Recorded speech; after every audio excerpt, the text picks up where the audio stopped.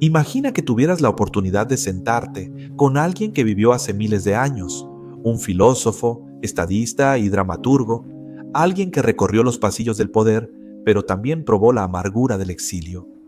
Imagina que esta persona pudiera ofrecerte percepciones tan atemporales que podrían cambiar la forma en que ves el mundo hoy, impactando cómo piensas, sientes y actúas. ¿Qué ofrecerías por una hora de sabiduría de esa persona?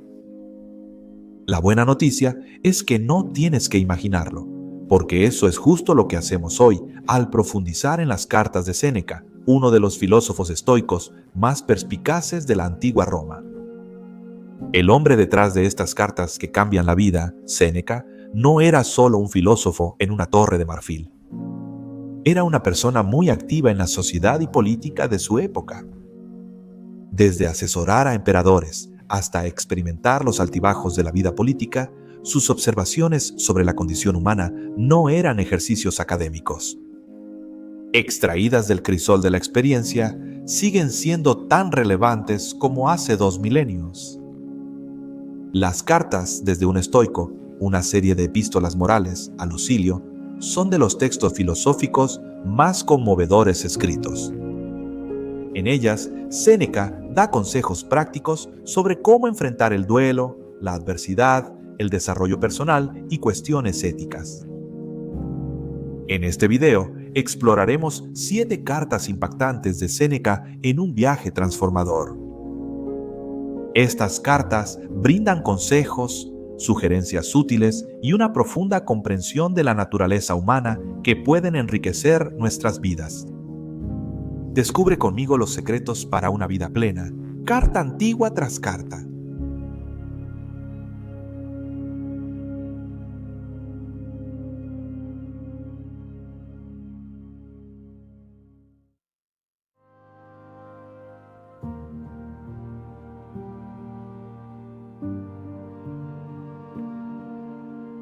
Sigue así, querido Lucilio. Libérate por tu propio bien.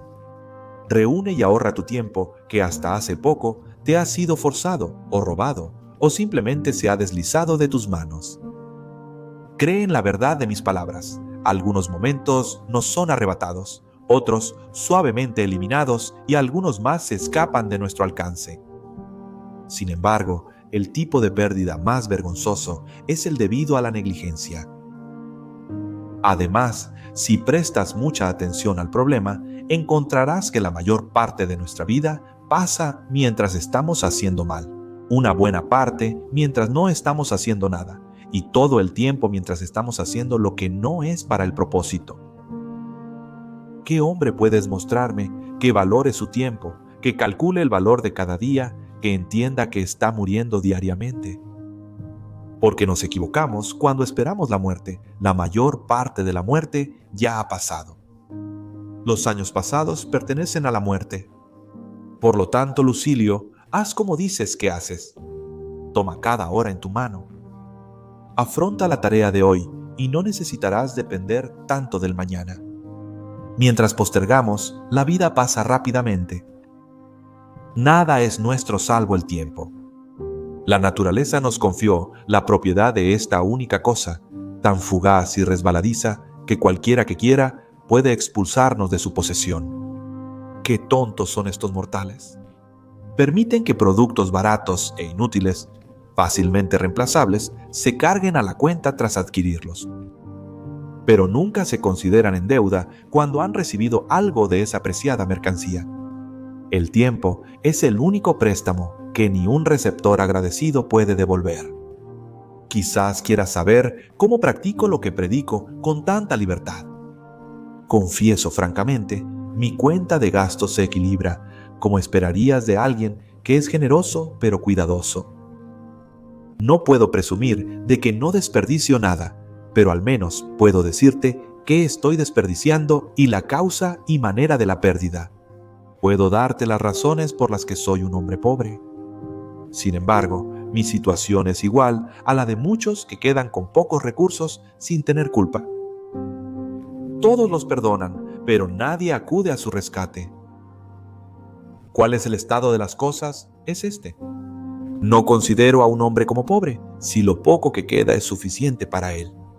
Sin embargo, te aconsejo que guardes lo que realmente es tuyo, y no puedes comenzar demasiado temprano, porque como creían nuestros antepasados, es demasiado tarde para ahorrar cuando llegas a las heces del barril. De lo que queda en el fondo, la cantidad es escasa y la calidad es vil.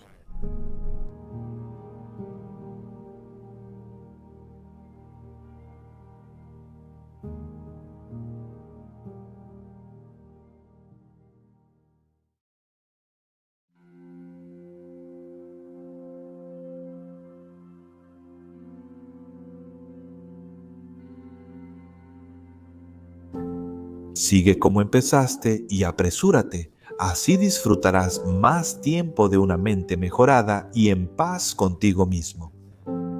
Sin duda, obtendrás disfrute durante el tiempo en que estés mejorando tu mente y poniéndola en paz consigo misma. Pero es completamente diferente el placer que proviene de la contemplación cuando la mente está tan limpia de toda mancha que brilla. ¿Recuerdas, por supuesto, la alegría que sentiste cuando dejaste a un lado las prendas de la niñez y te pusiste la toga de hombre y te llevaron al foro? Sin embargo, experimentarás más alegría cuando dejes atrás la niñez y la sabiduría te considere adulto. Porque no es la niñez la que aún permanece con nosotros, sino algo peor, la infantilidad. Esta condición es más grave porque tenemos la autoridad de la vejez y las tonterías de la niñez, incluso de la infancia. Los niños temen trivialidades y sombras, nosotros tememos ambas. Todo lo que necesitas hacer es avanzar. Así entenderás que algunas cosas son menos temibles, precisamente porque nos inspiran un gran miedo. No hay mal tan grande que sea el último. La muerte llega. Solo sería de temer si pudiera quedarme contigo. La muerte no debe llegar, o si llega, debe pasar. Sin embargo, dices que es difícil llevar la mente a un punto donde pueda despreciar la vida. ¿No ves por qué motivos insignificantes los hombres desprecian la vida? Uno se ahorca frente a la puerta de su amante. Otro se lanza desde la azotea para ya no tener que soportar las burlas de un amo de mal humor. Un tercero, para salvarse de ser arrestado después de huir, se clava una espada en sus entrañas. ¿No supones que la virtud será tan eficaz como el miedo excesivo? Nadie puede vivir tranquilo si se preocupa por alargar su vida o piensa que muchos consulados son una gran bendición. Repite este pensamiento todos los días para que puedas partir de la vida contento. Muchos hombres se aferran a la vida, incluso como aquellos que son arrastrados por un torrente, se aferran a zarzas y rocas afiladas. La mayoría de los hombres oscilan entre temer la muerte y las dificultades de la vida. No quieren vivir y, sin embargo, no saben cómo morir. Por esta razón, haz que la vida en su totalidad sea agradable para ti al desterrar toda preocupación sobre ella. Ninguna cosa buena hace feliz a su poseedor, a menos que su mente esté reconciliada con la posibilidad de pérdida. Nada se pierde con menos incomodidad que lo que no se extraña al perderse. Por lo tanto, anima y endurece tu espíritu contra los infortunios que afligen incluso a los más poderosos. Por ejemplo, el destino de Pompeyo fue decidido por un niño y un eunuco, el de Craso por un parto cruel e insolente. Gaius César ordenó a Lepidus que desnudara su cuello para el hacha del tribuno Dexter, y él mismo ofreció su propia garganta a Caria. Ningún hombre ha sido tan favorecido por la fortuna que ella no lo amenazara tanto como antes lo había consentido. No confíes en su aparente calma. En un momento, el mar se conmueve hasta sus profundidades. El día que los barcos lucen valientes en los juegos, son engullidos. Reflexiona que un bandido o un enemigo puede cortarte la garganta, y aunque él no es tu amo, cada esclavo ejerce el poder de la vida y la muerte sobre ti. Por eso te digo, él es quien valora tu vida más que la suya. Piensa en aquellos que han perecido a través de intrigas en su propio hogar, asesinados ya sea abiertamente o por engaño. Verás que tantos murieron por esclavos furiosos como por reyes furiosos. ¿Qué importa, por lo tanto, cuán poderoso sea aquel a quien temes, cuando todos poseen el poder que inspira tu miedo? Pero, dirás, si por casualidad caes en manos del enemigo, el conquistador ordenará que te lleven. Sí, a donde ya te están llevando. Porque te engañas voluntariamente y necesitas que te digan ahora por primera vez bajo qué destino has estado trabajando durante mucho tiempo.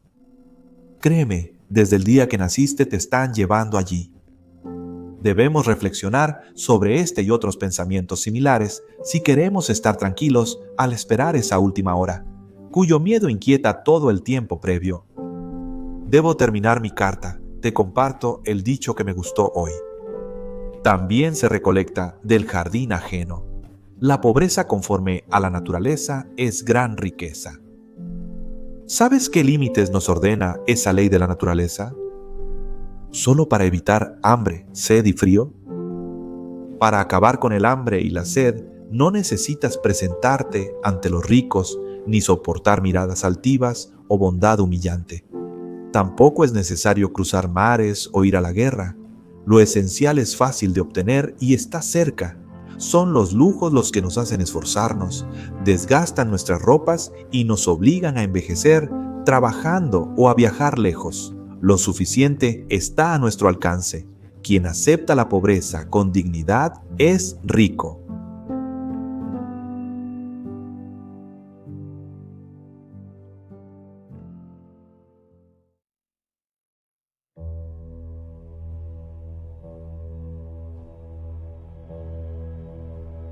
Siento, mi querido Lucilio, que no solo estoy siendo reformado, sino transformado. Sin embargo, aún no me aseguro ni alimento la esperanza de que no queden elementos en mí que necesiten ser cambiados. Por supuesto, hay muchos que deberían ser más compactos o más delgados o destacarse más. Y de hecho, este mismo hecho es prueba de que mi espíritu se ha transformado en algo mejor, que puede ver sus propios defectos, de los cuales antes era ignorante.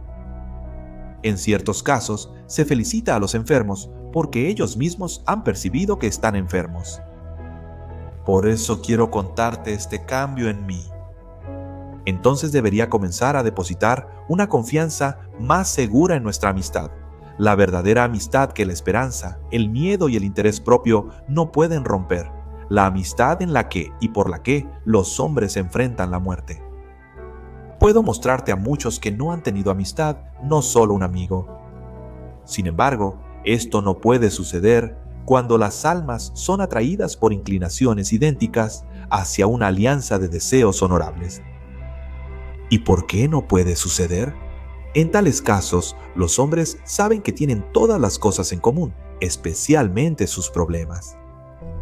No puedes concebir qué progreso distinto noto que cada día me trae. Y cuando dices, dame también una parte de estos regalos que has encontrado tan útiles, respondo que estoy ansioso por acumular todos estos privilegios sobre ti y que me alegra aprender para poder enseñar. Nada me agradará, por excelente o beneficioso que sea, si debo guardar el conocimiento solo para mí. Si me dieran la sabiduría bajo la condición de mantenerla oculta y sin expresarla, la rechazaría. Tener algo bueno no es agradable sin amigos para compartirlo.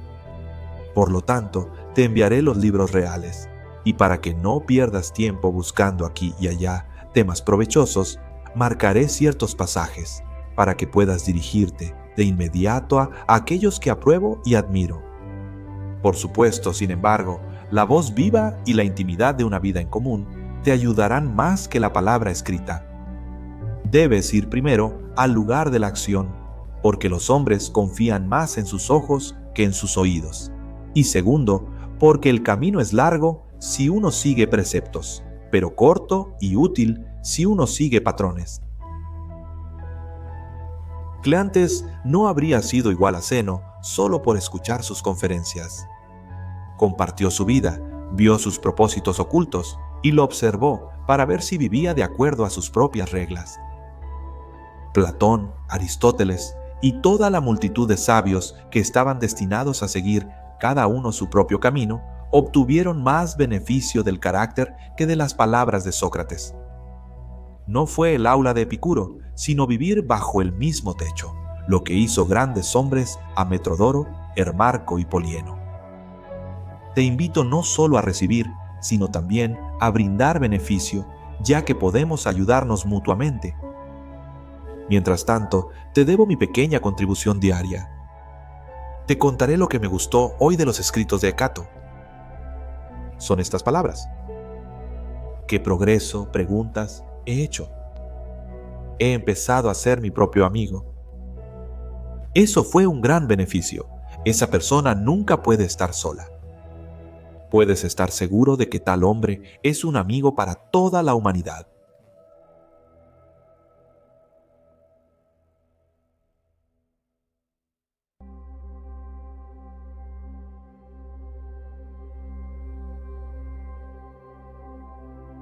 Es el mes de diciembre y sin embargo, la ciudad está en este mismo momento en un sudor. Se da permiso a la diversión general. Todo resuena con grandes preparativos, como si las Saturnales difirieran en algo del día laboral habitual. Tan cierto es que la diferencia es nula que considero correcta la observación del hombre que dijo, antes diciembre era un mes, ahora es un año. Si te tuviera conmigo, me gustaría consultarte y averiguar qué piensas que debería hacerse, si debemos hacer ningún cambio en nuestra rutina diaria, o si, para no estar en desacuerdo con las costumbres del público, deberíamos cenar de manera más alegre y quitarnos la toga. Actualmente, los romanos cambiamos nuestro vestido por placer y celebración, aunque antes solo era costumbre en tiempos difíciles para el Estado.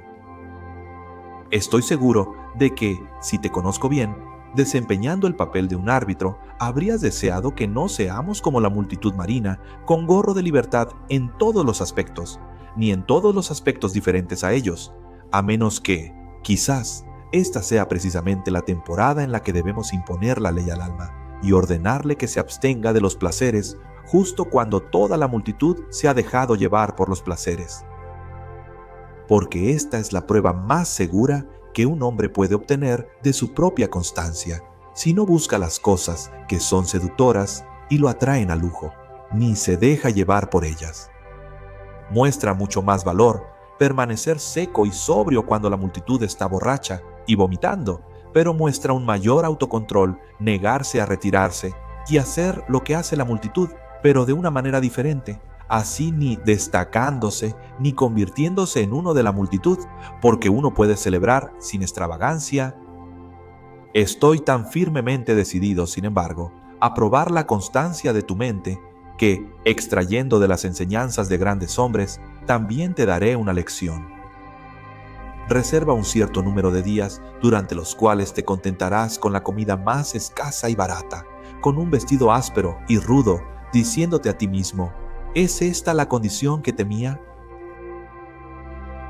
Es precisamente en tiempos de inmunidad al cuidado que el alma debería endurecerse de antemano, para ocasiones de mayor estrés, y es mientras la fortuna es amable que debería fortalecerse contra su violencia. En días de paz, el soldado realiza maniobras, levanta terraplenes sin enemigos a la vista, se agota con trabajos gratuitos, para que pueda igualar el trabajo inevitable. Si no quieres que un hombre retroceda en la crisis, prepáralo antes. Ese es el camino que han seguido aquellos hombres que, en su imitación de la pobreza, han llegado casi a la necesidad cada mes para que nunca retrocedan de lo que habían ensayado tantas veces. No tienes que pensar que hablo de comidas como las de Timón, chozas de mendigos, o los trucos que los millonarios usan para combatir el tedio. Que la paleta sea real y el manto grueso. Que el pan sea duro y sucio. Soporta esto 3 o 4 días seguidos, a veces más, para que sea una prueba para ti y no solo un pasatiempo. Te aseguro, querido Lucilio, saltarás de alegría con un centavo de comida y verás que la paz mental no depende de la fortuna, pues incluso enojada, da lo suficiente para nuestras necesidades. Sin embargo, no hay razón para que pienses que estás haciendo algo grandioso, porque simplemente estarás haciendo lo que miles de esclavos y miles de hombres pobres hacen todos los días. Pero puedes darte crédito por esto, que no lo estarás haciendo bajo coacción y que te será tan fácil soportarlo permanentemente como hacer el experimento de vez en cuando. Practiquemos golpes en el maniquí. Hagámonos íntimos con la pobreza para que la fortuna no nos sorprenda desprevenidos. Seremos ricos con mucho más confort si alguna vez aprendemos hasta qué punto la pobreza está lejos de ser una carga. Incluso Epicuro, maestro del placer, seguía intervalos en los que satisfacía su hambre de forma mezquina. Quería ver si de esta manera se quedaba corto de la felicidad completa y total, y si es así, por cuánto se quedaba corto, y si esta cantidad valía la pena comprarla al precio de un gran esfuerzo. En cualquier caso, hace tal afirmación en la conocida carta escrita a Poliaenus durante el arcontado de Carinus. Se jacta de vivir con menos de un centavo, mientras que Metrodorus, aún en progreso, necesitaba uno entero. ¿Crees que ese alimento sacia? Sí, y también hay placer. No ese placer esquivo y fugaz que necesita un estímulo de vez en cuando, sino un placer que es constante y seguro. Porque aunque el agua, la harina de cebada y las costras de pan de cebada no son una dieta alegre, el mayor placer es disfrutar de esa comida y haber reducido las necesidades a un mínimo que ninguna injusticia de la fortuna puede quitar. Hasta la comida en prisión es más generosa, y quienes esperan la pena capital no reciben un trato tan mezquino de quien los ejecutará. Por lo tanto, ¿qué alma noble debe tener uno para descender por voluntad propia a una dieta que incluso aquellos que han sido condenados a muerte no tienen que temer? Esto es anticiparse a la fortuna.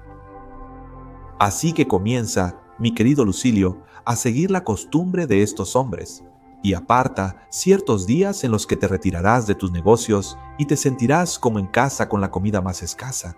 Establece relaciones comerciales con la pobreza. Atrévete, oh amigo mío, a despreciar la vista de la riqueza y moldea a ti mismo para el parentesco con tu Dios. Solo quien desprecia la riqueza tiene parentesco con Dios.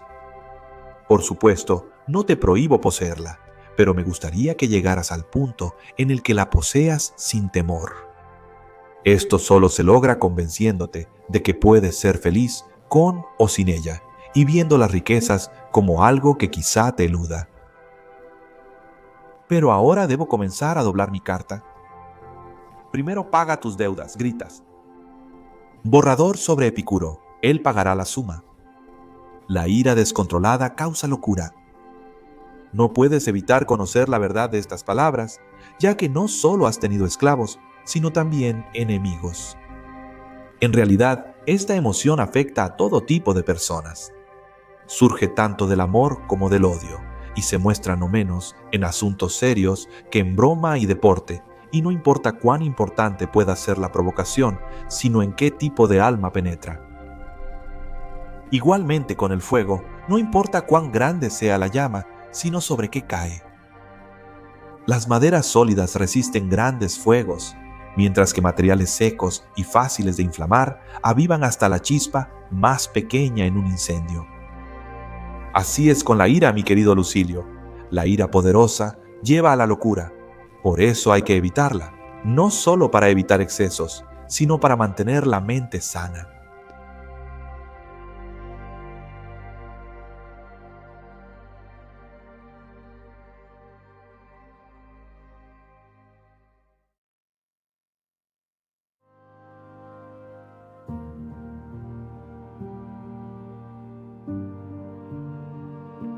Estás haciendo algo excelente que te beneficiará si persistes en tu esfuerzo por lograr un entendimiento sólido.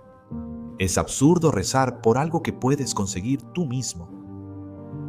No es necesario levantar las manos al cielo ni rogar al guardián de un templo para acercarnos al ídolo, como si así nuestras oraciones fueran más escuchadas. Dios está cerca de ti, está contigo, está dentro de ti. Esto es lo que quiero decir, Lucilio. Un Espíritu Santo vive en nosotros, señalando nuestras acciones y siendo nuestro guardián. Recibimos del Espíritu el trato que le damos. En efecto, ningún hombre puede ser bueno sin la ayuda de Dios.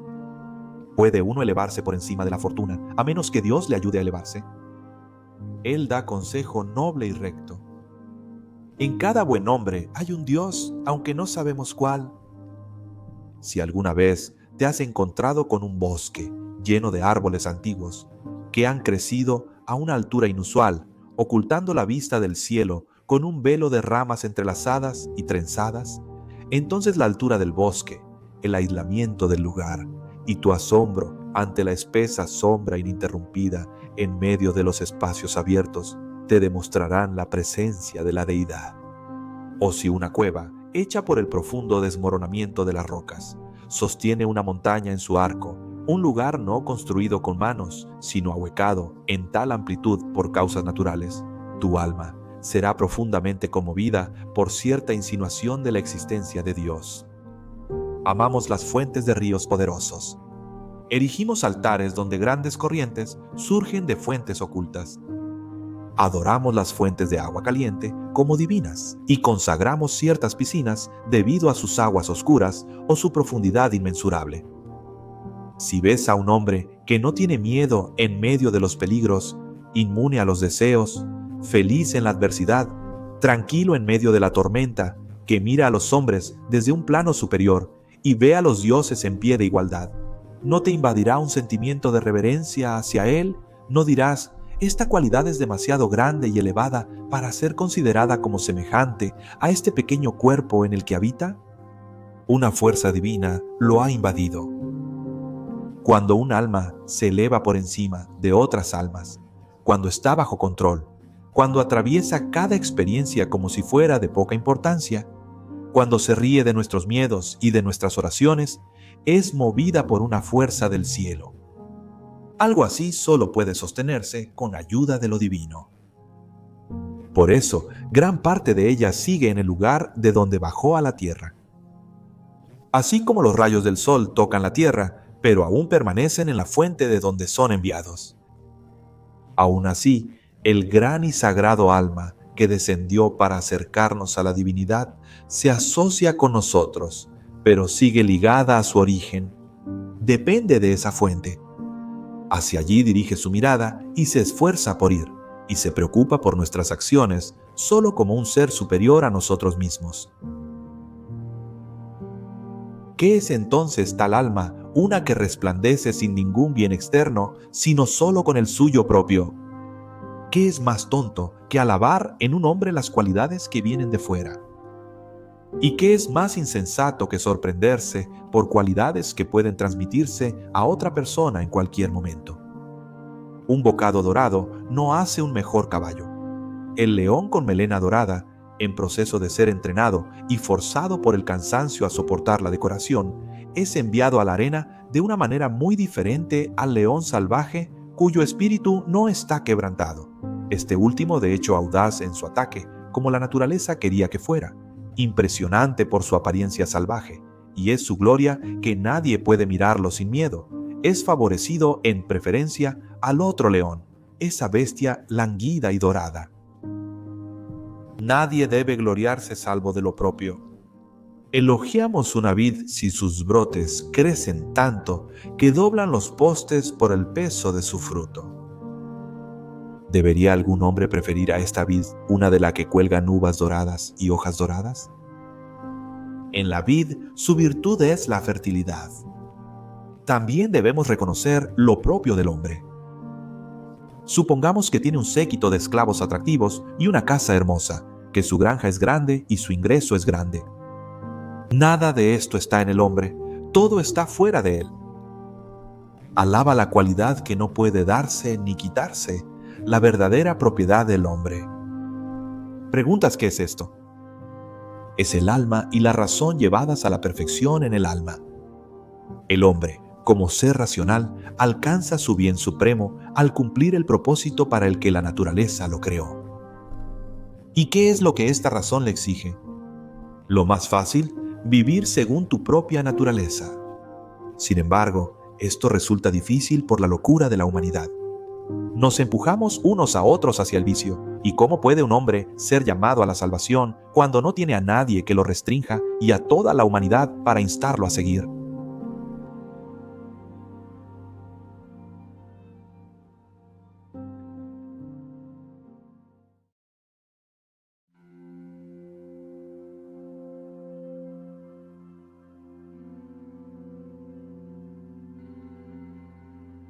Me alegra mucho recibir tu carta.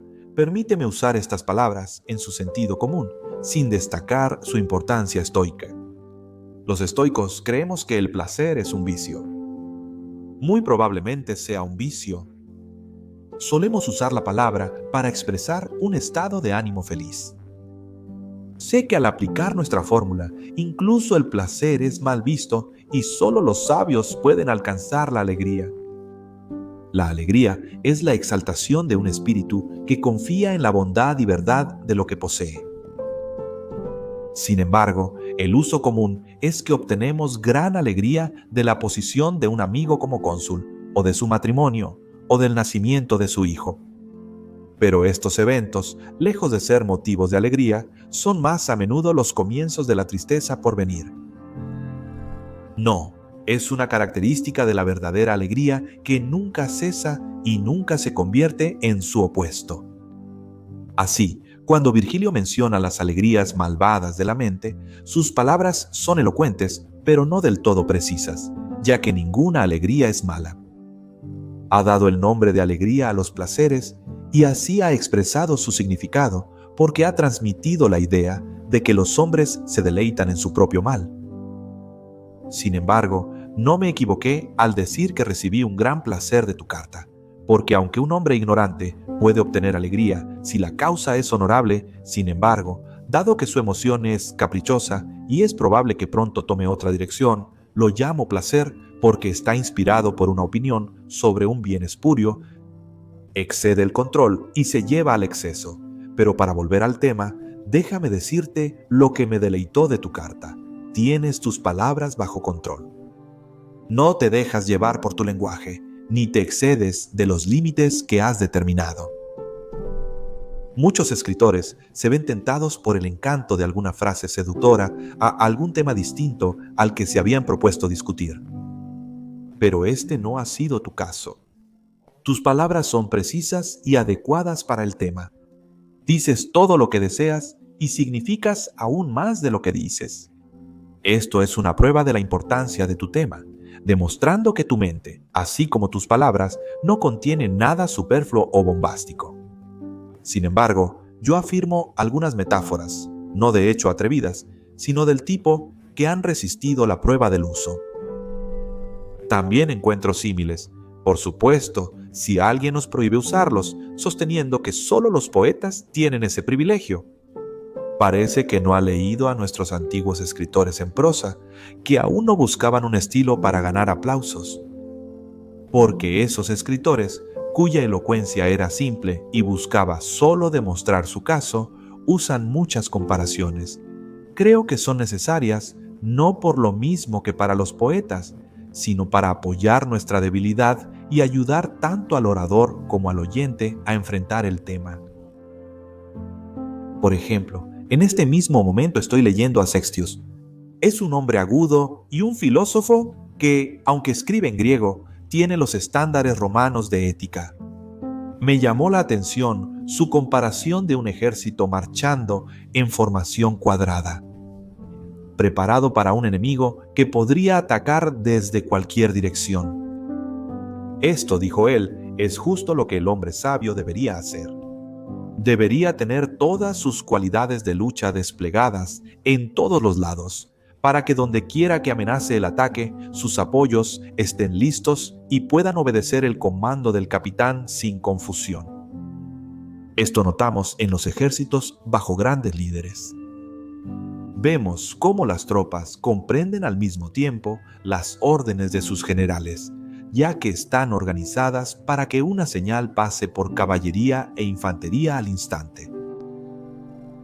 Esto indica que es más necesario para hombres como nosotros, porque a menudo los soldados han temido a un enemigo sin razón. La marcha que creían más peligrosa resultó ser la más segura. Pero la tontería no da paz. El miedo lo sigue en la vanguardia y la retaguardia de la columna. Y ambos flancos están en pánico. La tontería es perseguida y confrontada por el peligro. Se acobarda ante todo y no está listo. Incluso teme a las tropas auxiliares. Pero el sabio está protegido contra cualquier incursión. Está alerta. No retrocederá ante el ataque de la pobreza, o de la tristeza, o de la desgracia, o del dolor. Caminará impávido tanto contra ellos como entre ellos. Los humanos estamos atados y debilitados por muchos vicios. Llevamos mucho tiempo en esto y es difícil limpiarnos. No solo estamos manchados, estamos muertos por ellos. Pero para abstenerme de pasar de una figura a otra, plantearé esta pregunta que a menudo considero en mi propio corazón. ¿Por qué es que la tontería nos sostiene con un agarre tan insistente? Principalmente porque no la combatimos con suficiente fuerza ni luchamos por la salvación con todas nuestras energías. En segundo lugar, porque no confiamos lo suficiente en los descubrimientos de los sabios y no absorbemos sus palabras con corazones abiertos. Nos acercamos a este gran problema con un espíritu demasiado trivial. ¿Cómo puede un hombre aprender lo suficiente luchando contra sus vicios si solo usa para aprender el tiempo que le dejan sus propios vicios? Ninguno de nosotros profundiza bajo la superficie, solo rozamos la cima y consideramos que el poco tiempo dedicado a la búsqueda de la sabiduría es suficiente y sobra para un hombre ocupado. Lo que más nos obstaculiza es que nos satisfacemos demasiado fácilmente con nosotros mismos. Si nos encontramos con alguien que nos llama hombres buenos, hombres sensatos o hombres santos, nos vemos en su descripción, no contentos con el elogio con moderación. Aceptamos toda la adulación descarada como si fuera nuestro derecho. Coincidimos con quienes nos llaman los mejores y más sabios, aunque sabemos que suelen mentir mucho. Y somos tan complacientes con nosotros mismos que deseamos elogios por ciertas acciones cuando estamos especialmente adictos a lo completamente opuesto. Aquella persona se escucha a sí misma siendo llamada muy gentil cuando está infligiendo torturas, o muy generosa cuando está participando en saqueos, o muy templada cuando está en medio de la embriaguez y la lujuria. Por lo tanto, se deduce que no estamos dispuestos a ser reformados, precisamente porque nos creemos los mejores hombres. Vagaba hasta la India, devastando tribus poco conocidas incluso para sus vecinos. Durante el bloqueo de una ciudad en particular, mientras reconocía las murallas y buscaba el punto más débil en las fortificaciones, fue herido por una flecha. El asedio continuó por mucho tiempo, decidido a concluir lo iniciado. Sin embargo, el dolor de su herida aumentó a medida que la superficie se secaba y se detenía el flujo de sangre. Mientras montaba su caballo, su pierna se adormeció poco a poco y al retirarse dijo: «Todos dicen que soy hijo de Júpiter, pero esta herida demuestra que soy mortal». Actuemos igual. Cada hombre, según su destino, es engañado por la adulación.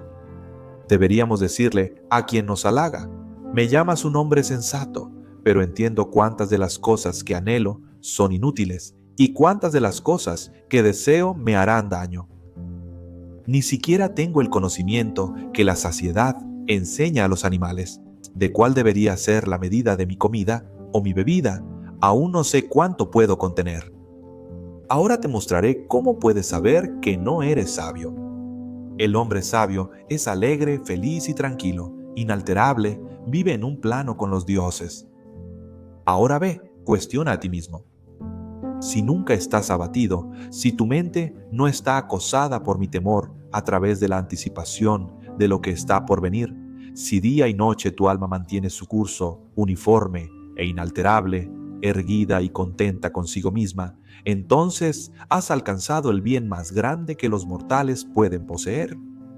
Sin embargo, si buscas placeres de todo tipo en todas las direcciones, debes saber que estás tan lejos de la sabiduría como lo estás de la alegría. La alegría es la meta a la que deseas llegar, pero te estás desviando del camino si esperas alcanzar tu meta mientras estás en medio de riquezas y títulos oficiales. En otras palabras, si buscas alegría en medio de las preocupaciones, estos objetos por los que te esfuerzas tan ansiosamente como si te fueran a dar felicidad y placer, son simplemente causas de tristeza. Sostengo que todos los hombres de este tipo están presionando en busca de alegría, pero no saben dónde pueden obtener una alegría que sea tanto grande como duradera. Una persona la busca en festines y autocomplacencia, otra en la búsqueda de honores y en estar rodeado por una multitud de clientes, otra en su amante, otra en la inútil ostentación de cultura y en literatura que no tiene poder para curar. Todos estos hombres son engañados por placeres que son engañosos y efímeros, como la embriaguez, por ejemplo, que paga por una sola hora de locura hilarante con una enfermedad de muchos días, o como el aplauso y la popularidad de la aprobación entusiasta que se ganan y se expían a costa de una gran inquietud mental. Por eso, el efecto de la sabiduría es una alegría continua e ininterrumpida. La mente del sabio es como el firmamento ultralunar, calma eterna la impregna. Entonces, tienes una razón para desear ser sabio si al hombre sabio nunca se le priva de la alegría. Esta alegría proviene solo de saber que tienes las virtudes. Solo los valientes, los justos, los autocontrolados pueden regocijarse. Y cuando preguntas, ¿qué quieres decir? ¿No se regocijan también los tontos y los malvados? Respondo, no más que los leones que han atrapado a su presa. Cuando los hombres se cansan del vino y la lujuria, cuando la noche termina antes de su libertinaje y los placeres acumulados en un cuerpo pequeño empiezan a pudrirse, entonces, en su miseria, pronuncian esas líneas de Virgilio, ¿sabes cómo? Entre falsas alegrías brillantes. Pasamos esa última de las noches. Los amantes del placer pasan todas las noches entre falsas alegrías brillantes, y justo como si fuera su última. Pero la alegría que llega a los dioses y a aquellos que imitan a los dioses no se interrumpe ni cesa, pero cesaría si se tomara prestada externamente. Como nadie más puede otorgarla, tampoco depende de los caprichos de otros. Lo que la fortuna no ha dado, no puede quitar.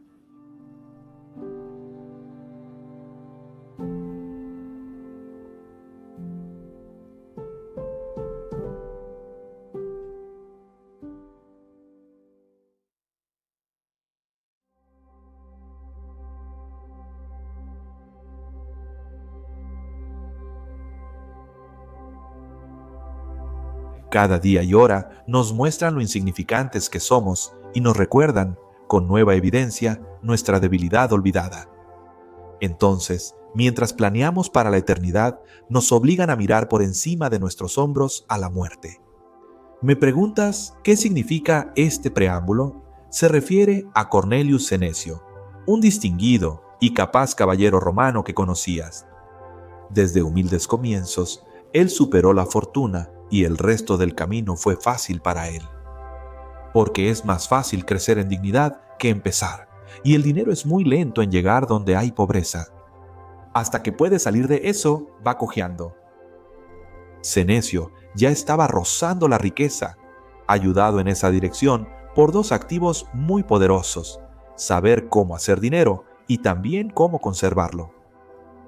Cualquiera de estos dones pudo hacerlo rico. Aquí había una persona que vivía de la manera más sencilla, cuidadosa de la salud y la riqueza por igual. Como de costumbre, me había visitado temprano en la mañana y luego había pasado todo el día, incluso hasta el anochecer, al lado de la cama de un amigo que estaba seriamente y desesperadamente enfermo. Tras una cena tranquila, sufrió un agudo ataque de angina de pecho y con dificultad para respirar por la garganta hinchada, apenas sobrevivió hasta el amanecer. Así que en muy pocas horas, después del momento en que había estado cumpliendo todas las obligaciones de un hombre sano y saludable, él falleció. Él que estaba aventurando inversiones por tierra y mar, quien también incursionó en la vida pública y probó todo tipo de negocios. Durante la misma realización del éxito financiero y durante el mismo aluvión del dinero que fluía en sus arcas, fue arrebatado del mundo. Ahora elabora tus peras, Melibius, y ordena tus viñas. Qué absurdo es planear la vida sin ser dueño del mañana, o pensar en esperanzas a largo plazo, decir, compraré, construiré, prestaré, reclamaré dinero, ganaré títulos y luego, ya viejo, viviré con comodidad. Créeme, todo es incierto, incluso para los prósperos. Nadie tiene derecho a hacer planes para sí mismo en el futuro. Lo mismo que agarramos se nos escapa de las manos y el azar interfiere en la hora actual que estamos llenando tanto. El tiempo avanza por una ley fija, pero como en la oscuridad. ¿De qué me sirve el curso seguro de la naturaleza si el mío es incierto? Planeamos viajes lejanos y regresar a casa tras recorrer costas extranjeras. Planeamos para el servicio militar y las lentas recompensas de duras campañas. Buscamos gobernaciones y los ascensos de un cargo tras otro, y todo el tiempo la muerte está a nuestro lado. Pero como nunca pensamos en ello, excepto cuando afecta a nuestro vecino, los casos de mortalidad nos presionan día tras día para permanecer en nuestras mentes solo mientras despiertan nuestra sorpresa. Sin embargo, ¿qué es más absurdo que sorprenderse de que algo que puede suceder todos los días haya sucedido en cualquier día? De hecho, hay un límite establecido para nosotros, justo donde la implacable ley del destino lo ha fijado. Pero ninguno de nosotros sabe cuán cerca está de este límite. Ordenemos nuestras mentes como si ya hubiéramos llegado al final. No posterguemos, equilibremos la vida cada día. El mayor defecto en la vida es que siempre es imperfecta y que se pospone una cierta parte de ella. Aquel que diariamente pone los toques finales a su vida nunca carece de tiempo. Y sin embargo, de esta carencia surge el miedo y un anhelo por el futuro que devora la mente. Nada es más miserable que preocuparse por el futuro. Sobre la cantidad o naturaleza de lo que queda, nuestras mentes se agitan con un miedo inexplicable. ¿Cómo evitaremos esta vacilación? De una sola manera, si no hay avance en nuestra vida, si se retira en sí misma. Solo quien no aprovecha el presente siente ansiedad por el futuro. Pero cuando he pagado a mi alma lo que le corresponde, cuando una mente equilibrada sabe que un día no difiere en lo más mínimo de la eternidad, cualesquiera que sean los días o problemas que el futuro pueda traer, entonces el alma mira desde las alturas y se ríe a carcajadas cuando piensa en la sucesión incesante de las edades. ¿Qué perturbación puede resultar de los cambios y la inestabilidad del azar si estás seguro frente a lo que es incierto? Por lo tanto, mi querido Lutilius, comienza a vivir de inmediato y cuenta cada día separado como una vida separada. El que se ha preparado de esta manera, cuya vida diaria ha sido un todo redondeado, está tranquilo en su mente.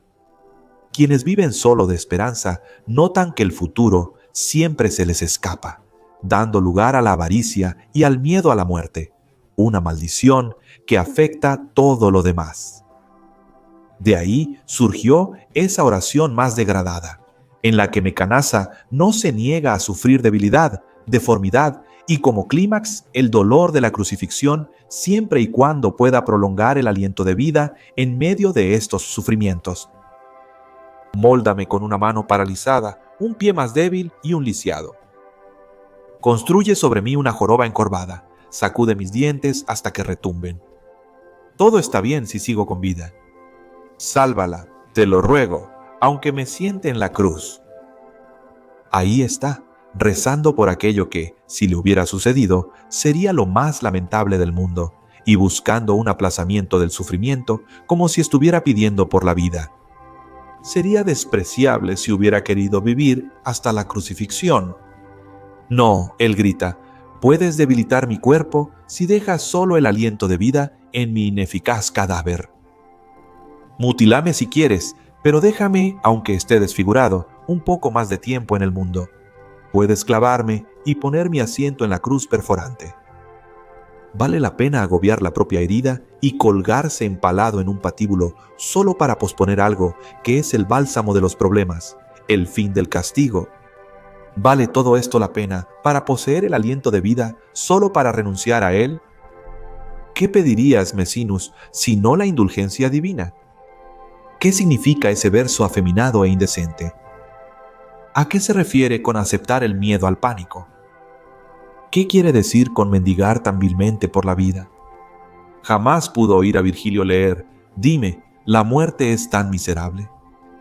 Pide el clímax del sufrimiento y lo que es aún más difícil de soportar, la prolongación y extensión del sufrimiento. ¿Y qué gana con ello? Simplemente el beneficio de una existencia más larga. ¿Qué vida es una muerte prolongada?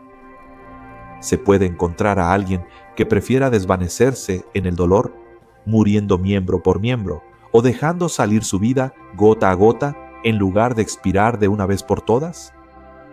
Se puede encontrar a algún hombre dispuesto a ser atado al árbol maldito, largo, enfermizo, ya deformado, hinchado con feos tumores en el pecho y los hombros, y respirar la vida en medio de una agonía prolongada. Creo que tendría muchas excusas para morir incluso antes de subir a la cruz. Niega, si puedes, que la naturaleza es generosa al hacer inevitable la muerte. Muchos hombres han aceptado tratos más vergonzosos, traicionado amigos para vivir más o degradado a sus hijos solo por disfrutar la luz del día que presencia sus pecados. Debemos deshacernos de este anhelo por la vida y aprender que no importa cuándo llegue tu sufrimiento, porque en algún momento estás destinado a sufrir. El punto no es cuánto tiempo vives, sino cuán noblemente vives, y a menudo este vivir noblemente significa que no puedes vivir mucho tiempo.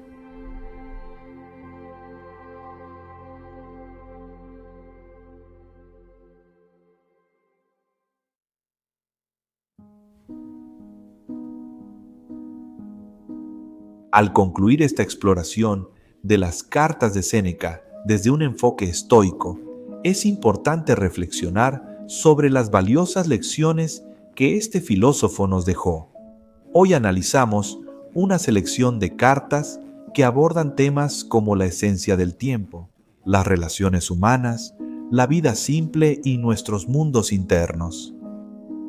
Estos mensajes, escritos hace casi 2 milenios, son esenciales para quienes buscan el desarrollo personal y filosófico.